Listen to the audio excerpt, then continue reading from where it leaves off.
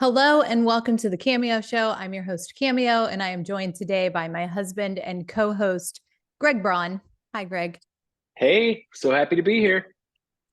Today we are going to take a journey down memory lane and also visit present moment. It's kind of like a Scrooge idea, Ghost of Christmas Past. We're going to talk about the ghosts of our past as it pertains to alcohol. So, for those of you who don't know, Greg and I are both on a journey of living alcohol free. Greg is approaching his 10-year anniversary of not drinking, and I am Wow, right around 9. I And can't believe so that. I know it That's a seems long time. crazy. Doesn't feel like it's been that long, but it feels like it's been Uh-uh. that long. You know what I mean? Like it's Yeah. just such a difficult time warp to understand. We're going to start by talking about who we were when we did drink, because some of you listening may know us personally, and you may know who we were a decade ago.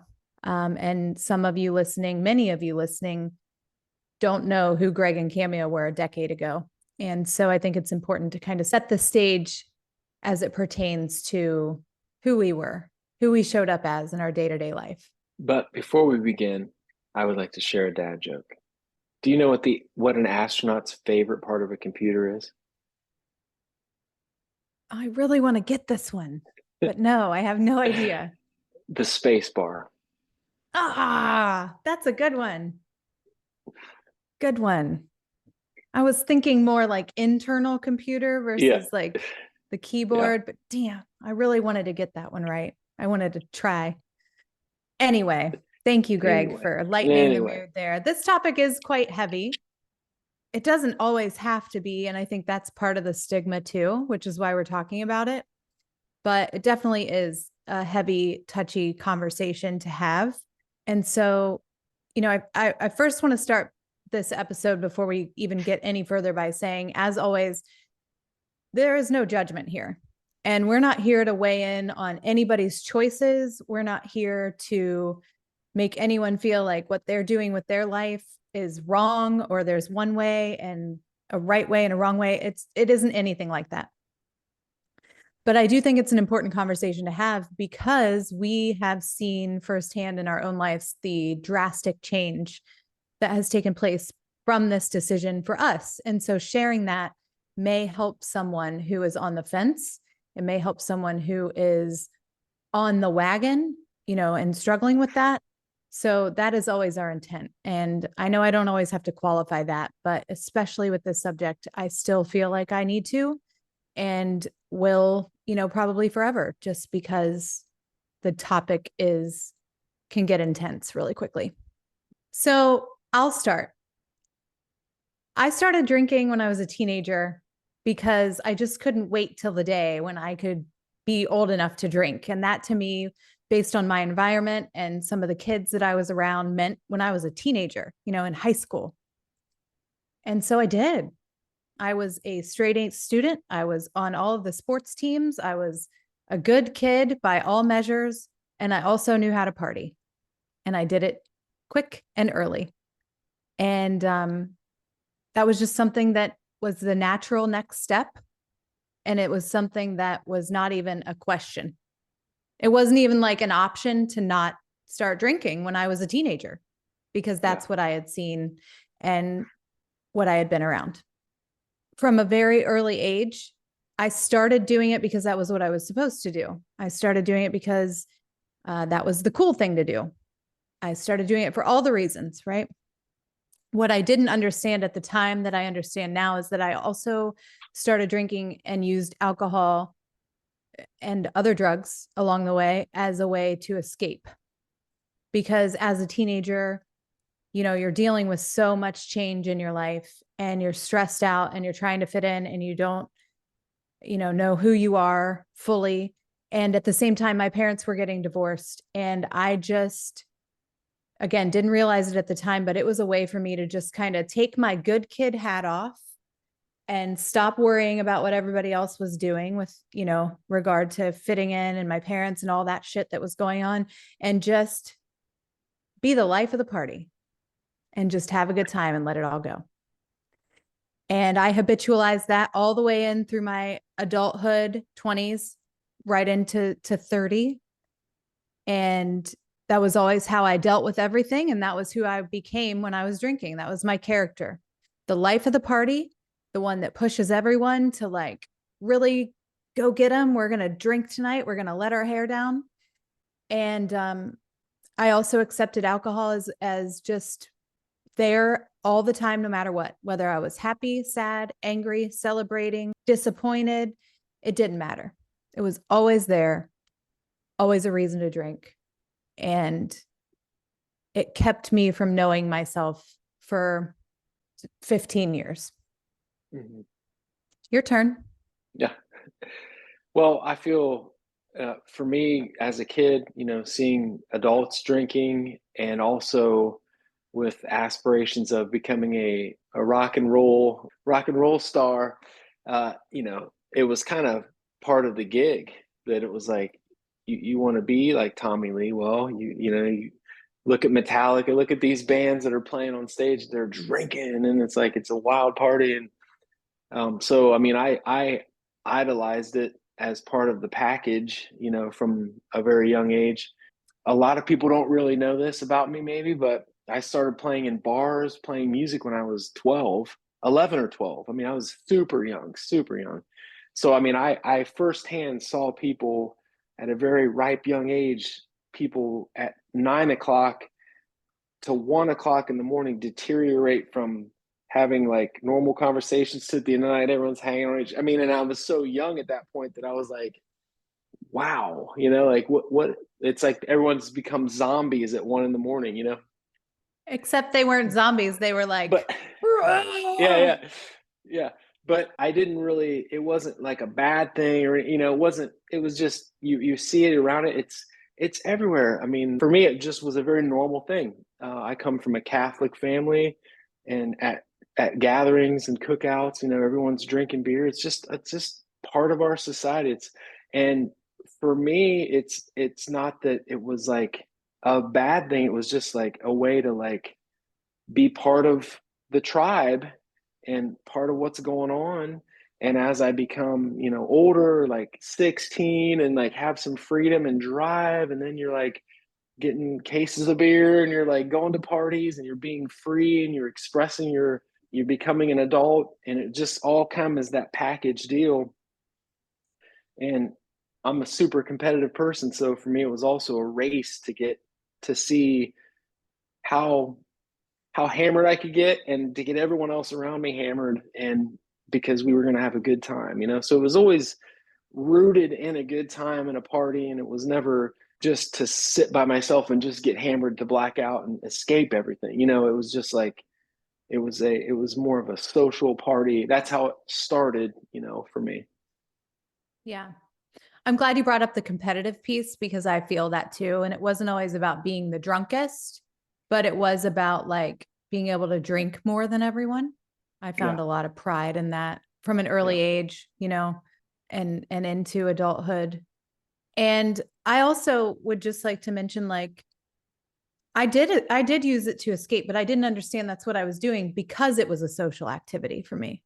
So I wasn't sitting drinking by myself, sad and, getting lit by myself because I was escaping or depressed, but I was using it to escape in a way that made me forget about everything else that was bothering me in a social setting where I was having a good time until I wasn't, right? So that's just it. The question was, who are we when we drink?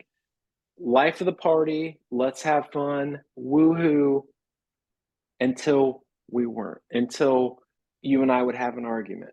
Yeah. So we both started off kind of in the same way. I think a lot of people start there. Alcohol is just normal. That's fine. It's glamorized, it's sensationalized, it's everywhere. And it's just kind of what you do.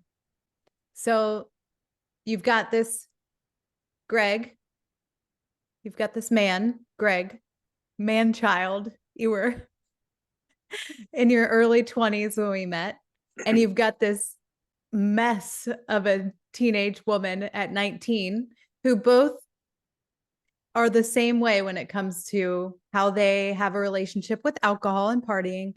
And then those two people meet and they start to form a life together, a relationship. We would, when we first started dating, we would stop before we got home to have a drink and a couple shots, because then we could like drive a half mile down the road. We didn't have to do it. It was fun to do it out in public. It was fun to do it at a bar as a social activity. And then before we were drunk, we could get home, right? You were in a band. A lot of our social activity and a lot of our extracurricular activities centered around where's the next party? Where's the next gig? Football was something that like was just a given. We were going to do football all weekend, and it was a reason to drink. It was a reason to wake up and crack a beer. And then it became, okay, well, now we have kids. We're watching our kids play. I'm just going to have a beer while we do that. No big deal. It's how I grew up. It's how many people grow up. Again, no judgment. But then as we got a little older and our kids were 4 and 8, we made a move to Florida from Ohio. 1,100 miles away. We knew no one. And our life was kind of a wreck in many areas. We were digging out of marriage trouble, debt, dissatisfaction in our careers, you name it. So we were like, we need a fresh start. And we moved to Florida almost 10 years ago. And along with all that change came the decision to stop drinking. And you stopped drinking before I did, almost 6 months. And I remember when you stopped drinking, I was resistant to it. I didn't want to stop drinking. I was willing to support. If we just moved to Florida, it's like party central. You go to the beach, you pack a cooler, right? You go to the pool, you pack a cooler. It's gorgeous here. Cocktails. How are you going to meet new people? Happy hours with your new role at your workplace. Like, how are we going to do this? And I was resistant to the idea because I also looked at it and went, I don't have a drinking problem. You drink way more than me and you get drunker than I do, more often than I do, at least. Maybe I get drunker than you sometimes, but not as often as you do. I'm not drinking by myself. I don't have a problem. I'm not going to stop drinking. Isn't that funny how we as people can like minimize our I've seen you pee in the middle of a street. Just literally drop your pants and pee after a gig playing at Heinegate on Lane Avenue after a Buckeyes game. And I'm the one that's supposed to be the crazy wild rocker. Of course, I'm drunk too. But Oh, you there's were plenty like, of stories we can but sling around. but you like, I'm like, God damn, she's peeing in the street. You know what I mean? So like, it's just funny. Like, you're right. Probably the frequency was more, and the you had your moments too. You know, where it was just like, my God. You know, Yeah. can you And imagine then, doing that today? oh Can my you imagine God. just going out and peeing in the street? Oh my God. There are so many things that I did that I'm not proud of because it was fun until it wasn't. But I never knew when that threshold was being crossed because everything was fun to me Yeah, until I had drank enough to yeah. make myself pass out. But yeah, thank Am I you for allowed to tell bringing that. that story? Yeah. Thank you. Okay. I talk about that actually. I talk about all of this a little bit more in detail and in depth in my manuscript in the book, The Reset Button. It's a major section because it's a major part of Yeah. who we are and what has made been a catalyst for a lot of change in our life. So yeah, you're allowed to tell that story. I tell that story. Okay. And I'm glad that you did because you're right. I did minimize my situation because I wasn't ready yet and I didn't feel like it was fair. You're making that choice. I don't feel like that's fair. I don't have to stop drinking just because you did. Yeah. And I validated that because I had stopped drinking a few times. So I don't have a problem. I Yeah. stopped drinking twice when I was pregnant for months at a time with no problem. Yeah. I stopped drinking for months at a time when I was training for a bodybuilding show. I don't have a problem. Yeah. I'm not dependent on it. I'm not doing it by myself. I'm not doing it that often. I don't have a problem. But when I did do it, I did it big. till I Yeah. peed in the street. But although I was resistant to stopping drinking myself, I was supportive of you. And I wasn't going to drink around you. And we weren't going to go to dinner and I was going to order beer and shots like we used to do, or like we maybe would have done in the past, or our night out wasn't going to be centered around going to a bar to have beers and shots at the bar as our night off as parents. So I was definitely supportive. I was just resistant to stopping myself. And we had in our favor that we didn't know anybody in a way, and we didn't know where we were, and we didn't really have anyone to rely on. So we didn't have a lot of room to mess up. Like we couldn't just go out and get loaded. We didn't even have a babysitter yet. You know what I mean? But I remember when you first stopped drinking and I was resistant to it, you had things that we did have to step outside and socialize a little bit, and we did have responsibilities to our careers to be present and participate in things like happy hours, to meet people. And again, because alcohol is so socially accepted, that's literally what it all centers around. We should have a drink sometime. The team's having a happy hour, you know? Yeah. So I remember you went to a happy hour one night when we first moved and you had just stopped drinking. You didn't really know anyone. And do you want to share what that felt like to go to Well, that yeah, I happy mean, hour when you first stopped? yeah, I mean, it's just alcohol is just such a social lubricant, that you can just rely on it. At least that's how I did. I'm like not I mean, it's kind of weird to say, but I'm not like a super outgoing person, really. Like around people I don't know, I'm kind of standoffish a little bit. I kind of like feel people out and decide how much of myself I'm going to give. I would rather just kind of get a sense for what's going on. But with alcohol, I never had to do that. I would just get loaded and who cares, like let's party. So this was a Right. whole new thing for me. And here I am as a professional, working with other professionals, and we're gonna have a happy hour after work, and these people I barely know. And I remember everybody ordered drinks, and of course you're not drinking. And at that time, I was still very uncomfortable about that. I had to have excuses, and oh yeah, but I remember just literally sweating, not because I'm like physically dependent upon it, but it was more of like just complete nervousness of like, imagine this little boy. It was just a little boy that doesn't know how to deal with this adult situation. This is the first time I've ever had to be in this role. I didn't know what to draw from of how I didn't know what I was supposed to be. Yeah. So it made me really intensely nervous, and I was like really sweaty. And I probably left early, like just like, all right, I gotta go, Awkward.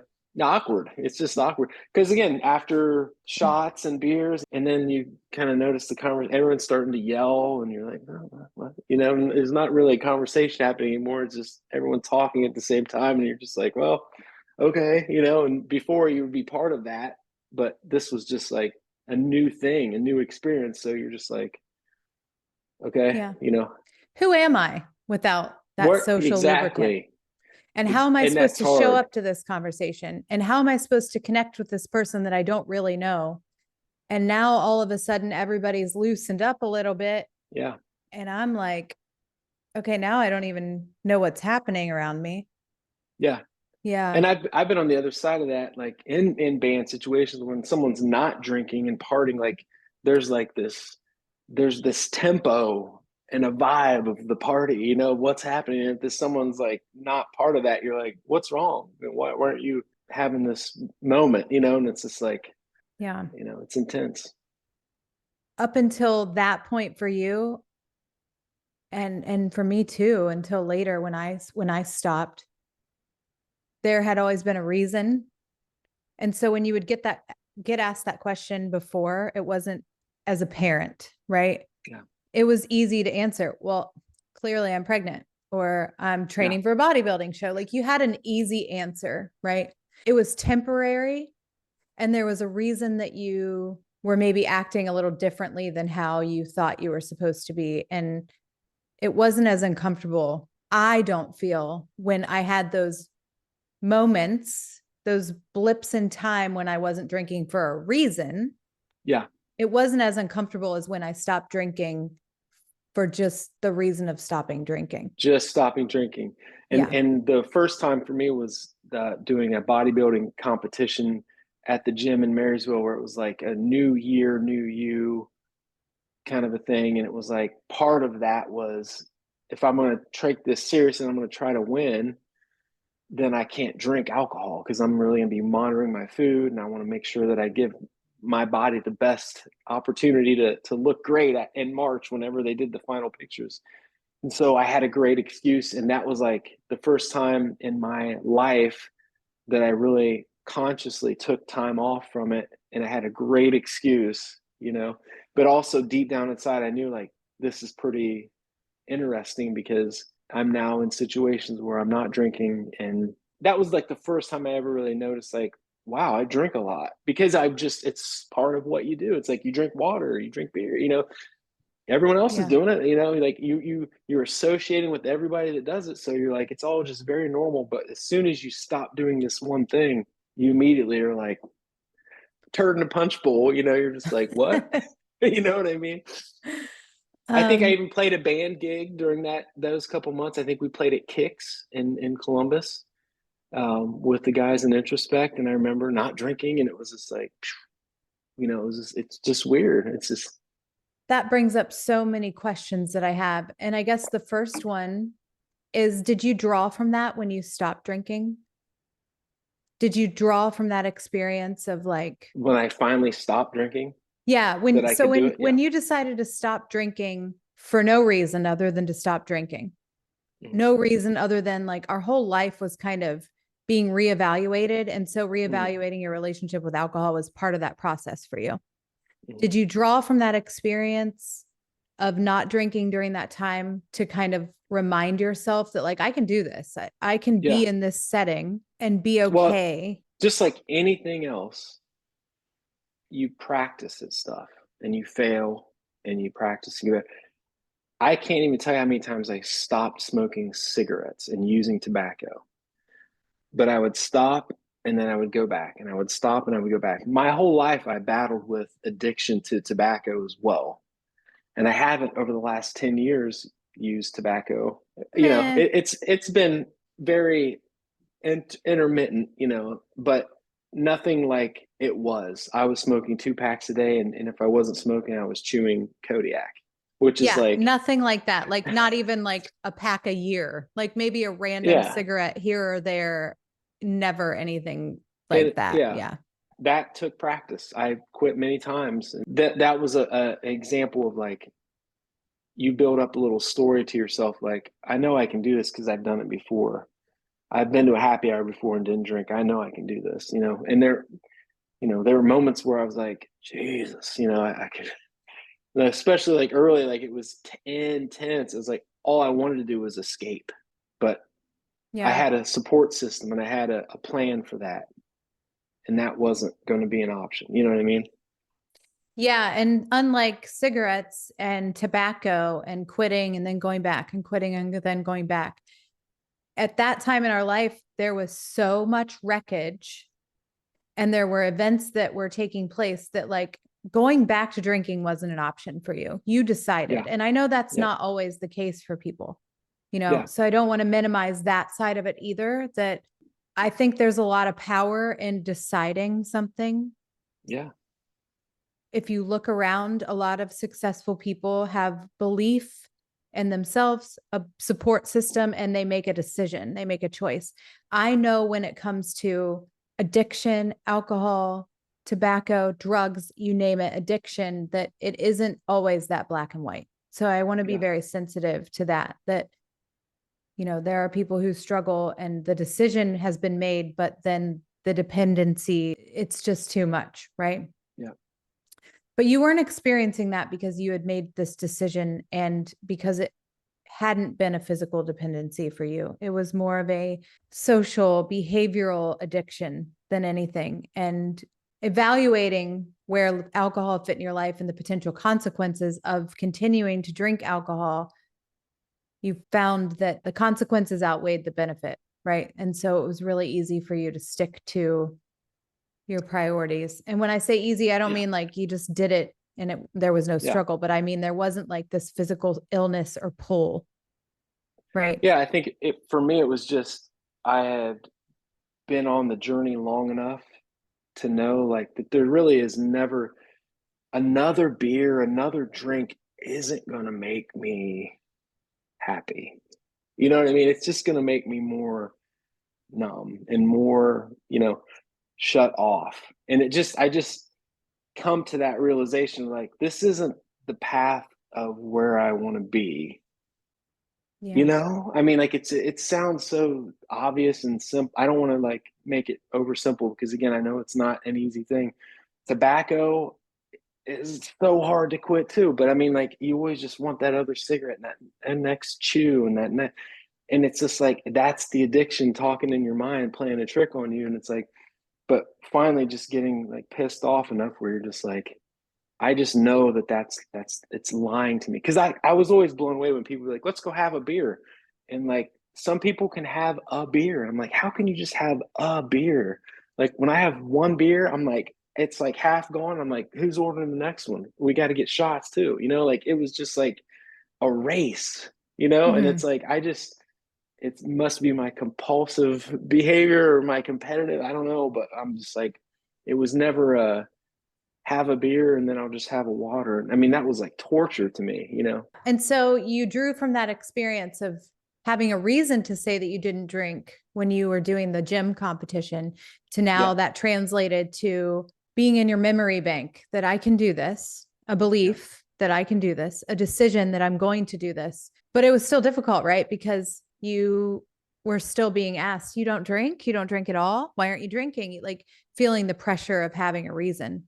And did Yeah. it take a little while to get comfortable with that? Yeah. I mean, again, luckily having the tools in my toolbox to know what to say and what was acceptable and how to handle these things, just like anything else, knowing what you're going to do when the shit hits the fan, having a plan helped me tremendously. And What were having those tools? What was that plan?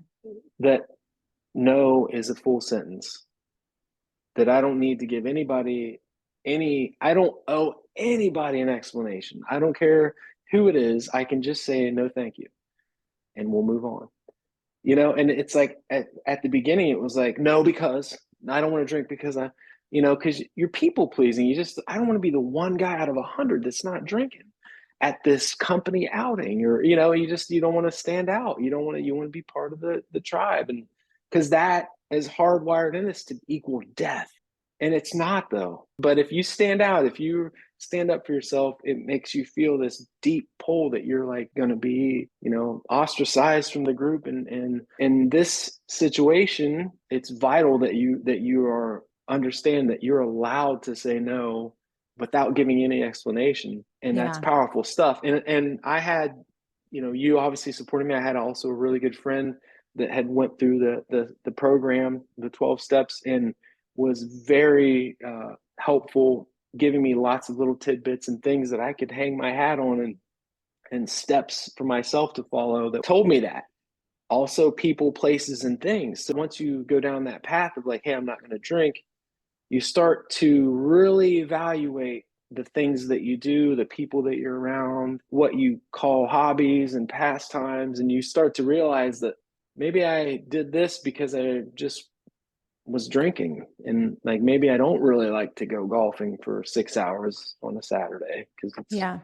that's a long time. But when you're drinking, it's like, it's a party. It's like the lies we tell ourselves to again minimize and make Yeah. things okay, retrofit things into our life where it's like, if you cut that little piece out, like if there's no alcohol, it makes things a little bit different. They feel different. Yeah. Greg was experiencing this kind of all on his own because I was still having a drink when I felt like it, not really around you and not very often because we had just moved and we didn't know Yeah, anyone. And fortunately for us in that time, our people, places, and things already were changed. that's right. They had already become different, and not necessarily by making hard decisions, but just by like a change in geographical region, a change in where we lived. Yeah. So that definitely helped. I wasn't around the people and the places and the things where I would have normally been drinking a lot more. And that's not anyone's fault. I don't mean it to sound that way. Yeah. But I just mean that, like, when we moved here, you were not drinking all on your own, but we had that advantage that people, places, and things were all different anyway. Yeah. But I would still go get my nails done when my mom came to visit and have a glass of champagne that they offer you. No big deal. I also started a new job, and my job had me traveling a lot, and there were a lot of fancy dinners and entertaining. And so I would drink wine while I was traveling and while I was out That was literally selling. your job. That was Literally, literally my your job job. was to Your sell job was to myself wine and and dine. entertain. Yeah. Yeah. And so, that was all happening. Sorry. Wow. You hot? Hot and I am. bothered? I For am. those of you watching the video, you're welcome. I am. But about 6 months after you stopped drinking, and I was still drinking here and there, I had a moment where it was when I finally decided that drinking was not something that I could have as part of my life either. And it was on a work trip. You had flown into Chicago to meet me there for the weekend to hang out with our friends. I was there for work, and I was at happy hour after work with all of my colleagues, having normal wine and appetizers and conversation.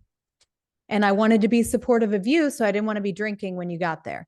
And I saw you walking up, and I had just poured a fresh glass of wine. So it would have been like probably my second, maybe my third. It was Full. like three fingers. It was like the whole wine glass. It was full. Yeah. And I saw you coming, and I compulsively grabbed the glass of wine and chugged it. Chugged a glass of wine. And I remember thinking in that moment, oh my God, I just chugged a glass of wine in public, in front of my colleagues, in a hurry to do it before my husband got here. Perhaps I should think about how alcohol fits in my life and if I actually have power over it. Yeah. Or if I don't really have as much control as I think I do. Yeah. And I don't know what day that was, but that was the last drink I had. And so my 9-year anniversary of that is coming up. That changed a lot of things for me, because instead of not drinking most of the time, I was now not going to drink at all. And it got scary real fast for me, because that resistance that I had to you about, like, I don't have a problem. I can still drink. You're the one that's not drinking. Fine. I don't have to quit. Well, it's staring at me right in my face now. And now I have to go, oh boy, how am I going to deal with my own shit and my own situations where I would normally have to drink that you had already been kind of working on and I hadn't yet. Mm-hmm. It was scary. And I assume that you also clung to these things, but I remember during that time telling myself, like, just for today, I'm not going to drink. Absolutely. On this trip, on this work trip, I'm not going to drink at this dinner. And if I can get through this, then I'll deal with tomorrow. Yeah, that's the only way to do it. Still, to this day, that's how you do it. You don't worry about tomorrow. It's today. That's right. And it created so much, like you said, you kind of evaluated, like, what are these things that are in my life? Are they based around drinking, or do I really enjoy them? It created this spaciousness to, like, really get to know myself, get to know you, get to know our marriage, get to know our kids. And while it was scary and sometimes difficult, it put things in perspective and allowed us to really prioritize what was important and get very clear on what was not actually a part of our life because we loved it, but more of a part of our life because it was just kind of what happened. I remember for the first time feeling like an active participant in my own life behind the steering wheel. Yeah. And I felt scared, but I also felt empowered. And part of me felt rebellious, like, I'm not drinking anymore. Oh, yeah. All y'all keep going on. Keep slinging those beer commercials in my face, everything I watch. Keep asking me if I want a wine sample when I walk into the grocery store. Keep asking me if I want to make my Shirley Temple dirty. No, I don't. And that actually makes me feel fucking awesome to tell you that. Thank you. You know what I'm saying? Yeah. It like fueled my need for independence in a way that I didn't anticipate. Yeah. And I think that's because like each time you were able to recognize a time when you might have drank and say no to it, you became more confident and you were more courageous and like more convicted in the decision because the next day you weren't paying for it. I wasn't texting people apologizing for shit I didn't know that I did. I wasn't feeling shame for peeing in the middle of the street, right? And like each decision, and I wasn't doing that when we moved to Florida, obviously, but Who knows? I could have been. And it just opened up a whole lot of self-exploration that hadn't been there before. Yeah. Somebody one time said like something like, sorry that you can't drink and I was just like, after you get past like the uncomfortable phase and you just get used to not having it in your life, we have alcohol here. We have beer in the fridge, beer outside, whiskey in the drawer for when people come over. People come over and drink cases of beer. I don't care. I don't even care. I mean, I'll buy NA beers if I want to taste. It's just not even. It's not even. I don't feel like I'm missing out on anything.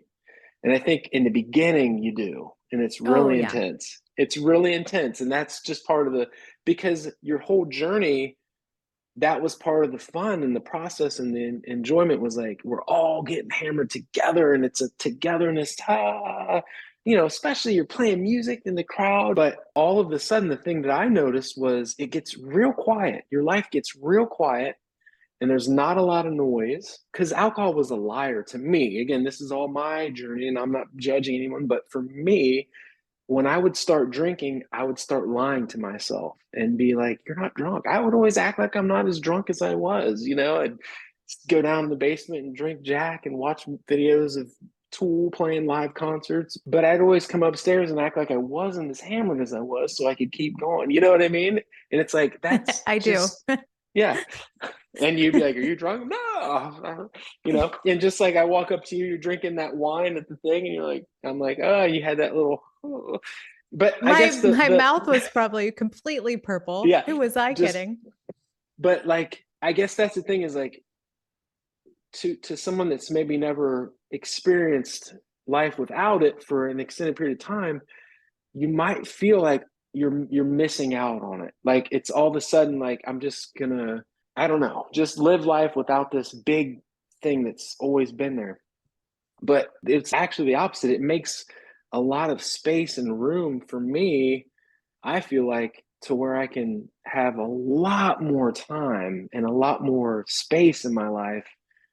And at this point in the process, almost 10 years, I feel like it's created this whole huge opportunity for growth. And that I know that if I was still drinking, that would all be full of weeds.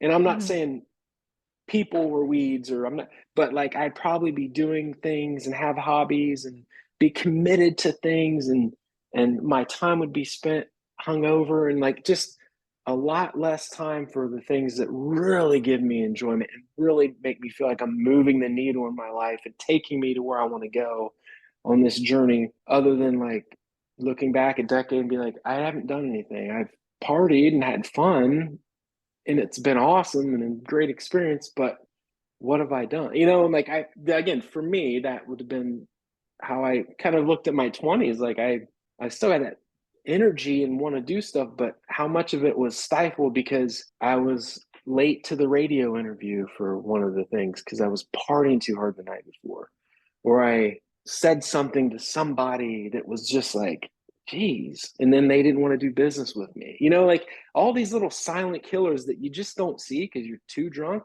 that I just never saw. Or how about right before we moved to Florida, my brother and a bunch of my, really good friends put together this golf outing for me to like send me off to Florida.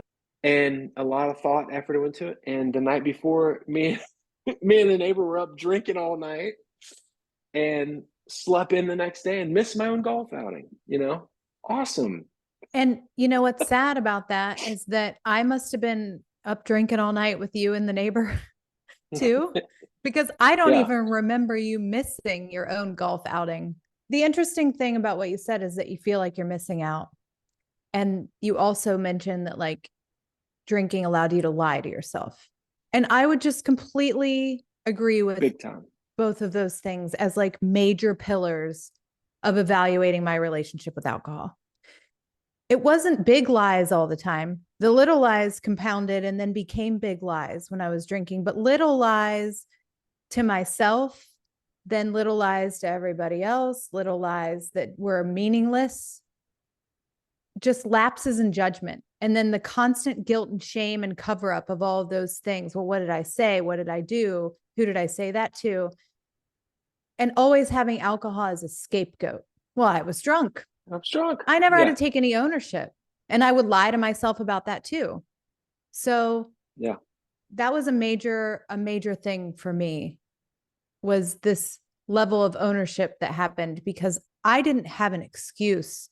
I didn't have the excuse of alcohol allowing me to lie or perpetuating falsehood. And then the other piece about missing out, that was why I think I was resistant when you stopped drinking and I wasn't ready yet, because I felt like, well, we're just kind of like getting a fresh start on life here. Yeah. And I don't want to miss out because how am I going to navigate this? But the thing about that is that what I was really missing out on while I was drinking were the meaningful things, remembering things, that our kids did when they were little, but I was hungover. If I could have that time back, I would totally take it because I would live it differently. And that's the flip side of like evaluating alcohol for me, was that like, how much of my life is meaningful and how much is superficial? And all of these things I think I'm getting away from with alcohol. I'm getting away from the pain. I'm getting away from dealing with that. I'm taking a load off. I'm letting my hair down. They're robbing me of the positive moments too. Yeah. Because if I'm numb to the negative, I'm also numb to the positive. And that realization was huge to me. And I feel like when I stopped drinking and even struggled, those were things that I clung to on days when I was struggling, was that like, I have this whole new set of lenses. I feel like I'm looking out of someone else's eyes. Yeah. For the first time. And it wasn't because I was always drunk and I was always a hot mess. I could go have one beer. Sure. I could have one beer and a glass of water, and I could go all week and not drink, and I could be pregnant and not drink for months, or training for a bodybuilding show. It was just that if you group it all together, it was like this one big capsule of time lapse, uncertainty, dishonesty, one beer or 1,000, it didn't matter. Loosey goosey, giggly drunk, or blackout, angry, nasty drunk. It didn't matter. There were always these little cracks. Yeah. And so not drinking gave me a whole new vantage point and a lot of clarity. And then permission, honestly, like you said, a lot of growth, permission to like really start choosing me, start choosing us, start choosing what was best for our family, and confidently do so without feeling guilt, shame, and shoulds. Well, we should go to this party. We should hang out and make these new friends. Mm-hmm.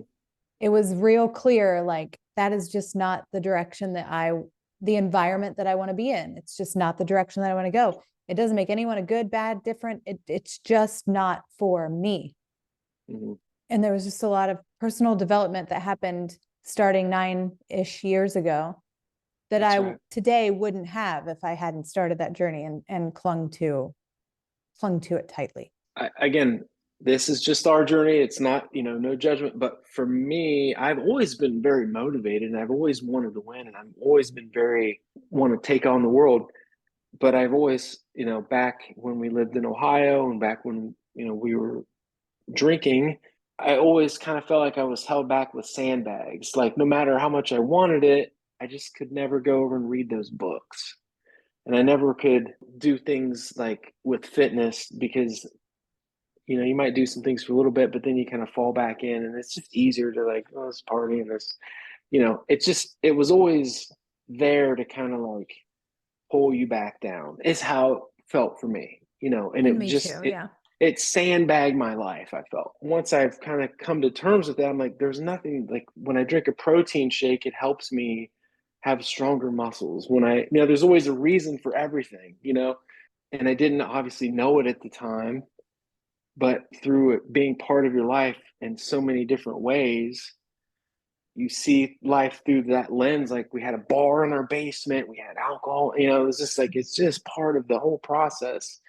And you don't see another way. Like Every vacation that we went on, every football game that we went to, every event, every band outing, every concert, music festival, it all centered around drinking. yeah, and getting so drunk that you don't remember, and waking up, and it didn't matter if you started the night with $300 or $100, it was always gone. Yeah. I mean, Yeah. just things like that are just normal, but for the last decade haven't been normal. And it's like, it's just a different experience.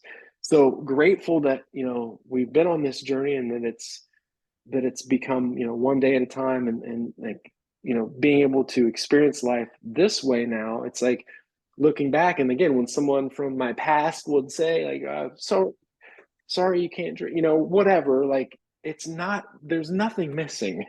There's like Yeah. 100 things that are here now that have grown into very strong trees that are stability in my life that wouldn't be here if I still drank. Because Right. like we have all this conversation a lot where like we'll be like, I'm so grateful for this or that or this thing, and then we trace it back, and we're like, it all is because we don't drink. Like it That is the always, start of every sentence.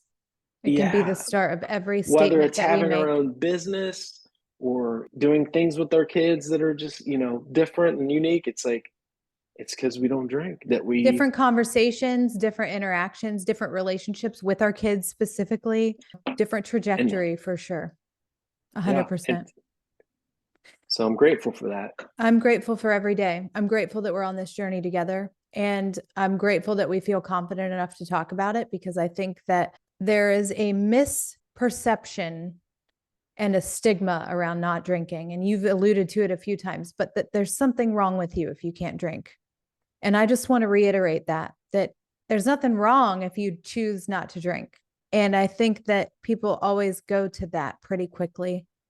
And it just doesn't have to be that way. And I say that because if you're someone who's been considering not drinking or evaluating your relationship with alcohol, and you feel like, well, I don't have a problem, or you keep talking yourself out of trying something different in this way, it's not me. I'm not waking up needing to drink. I'm not, I don't run around smelling like alcohol. I'm not missing work. I'm not getting DUIs. I'm at every one Yeah. of my kids' events. Every one Yeah. of my Yeah. kids' events with wine Yeah. in my coffee mug. Do you know what I'm saying? Like, That's just it. I think as humans, we love to compare our situations. And I remember there was some guy that would come into the branch in Ohio, and he would just be loaded. Like you could just tell that dude woke up and just was drinking hard liquor from the moment he woke up, and he'd come in the branch and just would reek, and you're just like, wow, and you could barely understand him, and you're like, well, I'm not as bad as that guy. alcoholic. you know Clearly, I'm all not an the all of us that alcoholic. work there all of us that work there then would go then and go to Roosters and have like wings and beer and sit, and like, how are we any different? We're still drinking. Yeah. Yeah. but Comparison for but sure. you compare yourself, well, I'm not as bad as him, so but it Or doesn't I don't matter. drink It's, that much, I or don't drink. That's what I can everyone stop says. after one, Yeah. or I've And never that's, peed in the street. Okay, fine. yeah, Like some of us take it further than others, right? but But that's not the point. that's you not know the point. it's Yeah. like, just if anyone's listening, and if you don't care and you don't think there's a problem, and you don't have to have a problem, it's fine, it's okay. But for people that are like, I've always wondered, I'm just talking to, hey Greg at 25, hey Cameo at 25, you don't have to. You literally don't have to, and you don't owe anybody an explanation. And you know what? If people don't want to be your friends, or if this doesn't work into your life because of that, that's a real awesome discovery to make at 25 versus at 45. That's right. I love that you said that. Hey, Greg. Hey, Cameo at 25. If you're wondering, you don't have to, and you don't owe Yeah, anyone an explanation.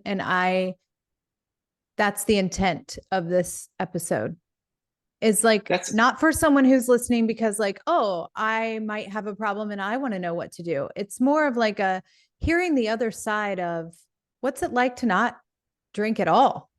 Like, yeah, even if you just have one drink every once in a while, why? Why even have that one? Maybe just evaluate that. Like, start there.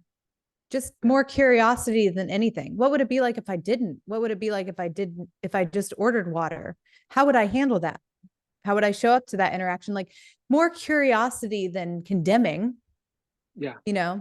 more openness than judgment, and just really a clean perspective, a clean slate of like making a decision for you versus what maybe has always just kind of been. Well, and honestly, so that's what's beautiful about this day and age is we have podcasts because 20 years ago we didn't have podcasts and the only media you could listen to when you go to the gym or drive in your car was what they wanted you to hear. So They, quote unquote, they, it yes, you're was right. filled with it was filled with beer commercials. You know, turn on a football game on a Saturday or a Sunday, it's beer commercials. But the difference is those people in those beer commercials are all very good looking, very fit, and they're having a blast, all getting along so well.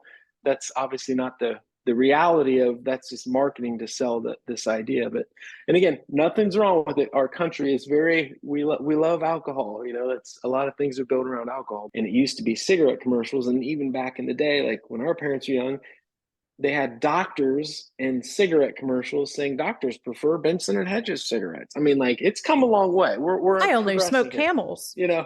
and I'm Yeah, a doctor. yeah. But like, but what's cool about this, and again, this is me talking to me 10 years ago. When I moved to Florida and I stopped drinking and I would go to the gym or I would be in my car, I turned on podcasts. I made a choice to turn on podcasts, turn off the radio station pumping the beer commercials and podcasts.